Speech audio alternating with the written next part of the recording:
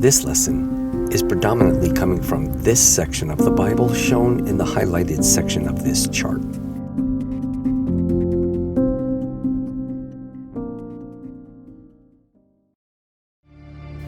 Lesson 31, Review of the entire Old Testament.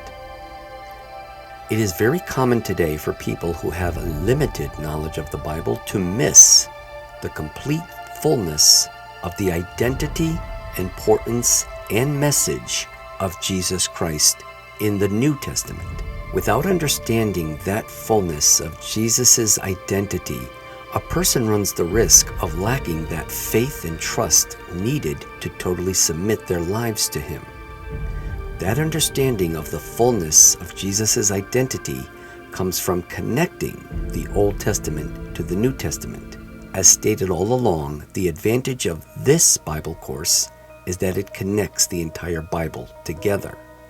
Because we are getting ready to start the New Testament, we must do a brief review of the Old Testament in this lesson. It is important to remember that when Adam and Eve sinned, the devil became the master of, and the death penalty hung over the entire human race. When that first sin was committed, all creation went awry, and even man's inner nature changed to evil, captivating him through harmful thoughts and habits. This entire effect was given the term, quote, the fall of man, unquote.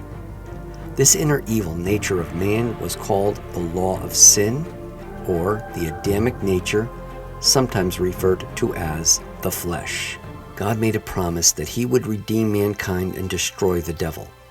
The Old Testament gradually revealed how God would come to earth in human form by using a woman to be born as a baby, and then as an adult sinless man, yet still God, take the death penalty Himself, thus paying the price for sin completely.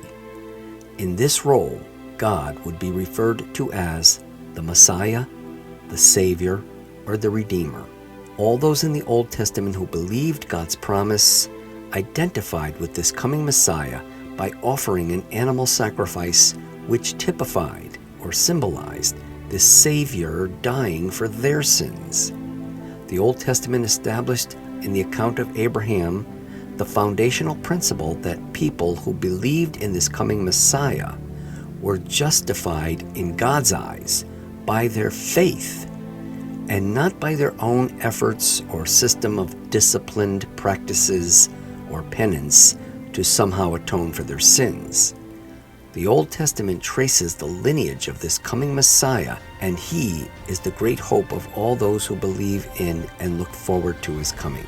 After the incident of the Tower of Babel, many nations and languages formed, but God, through one man, created a special nation named Israel and promised the Messiah would come through this one nation, although through him, He would redeem people from all nations.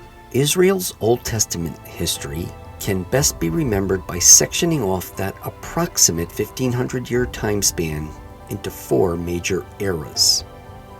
First, there was the era of formation of Israel.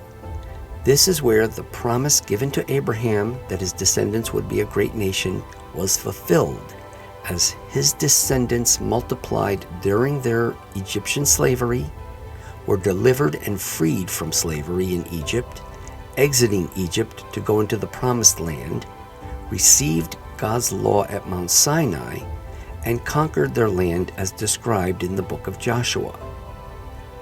Then there was the era of theocracy, where they were supposed to be ruled by God's law, known as the Law of Moses, but failed because they disobeyed God's laws.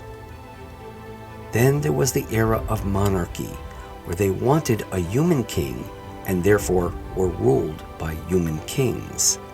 This also failed because disobedience caused the nation to split into two kingdoms of Israel and Judah, both of which went into apostasy and both suffered conquest.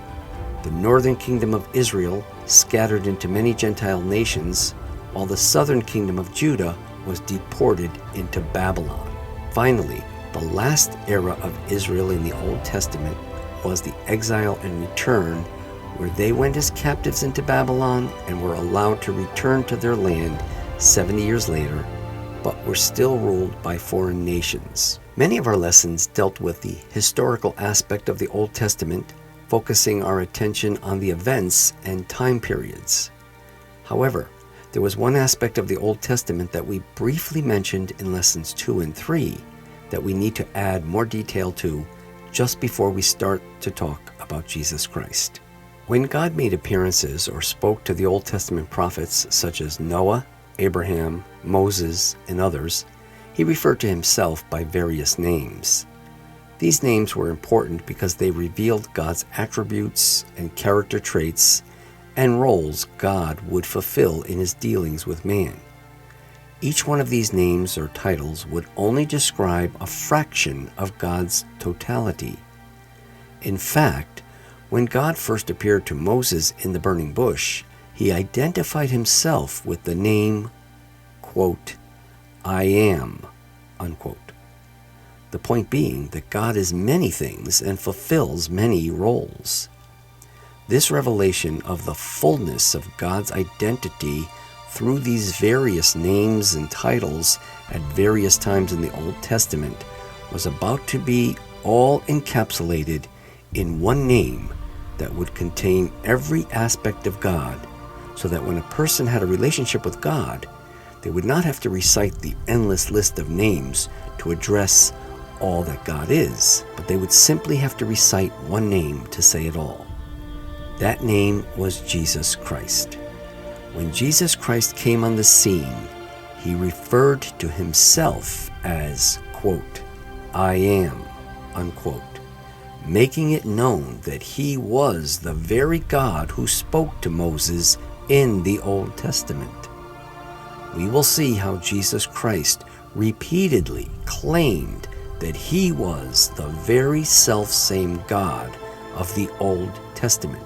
Since the Bible is a revelation of God's identity to man, and that identity would be encapsulated in a specific name, studying the Bible would inevitably lead to the study of his name.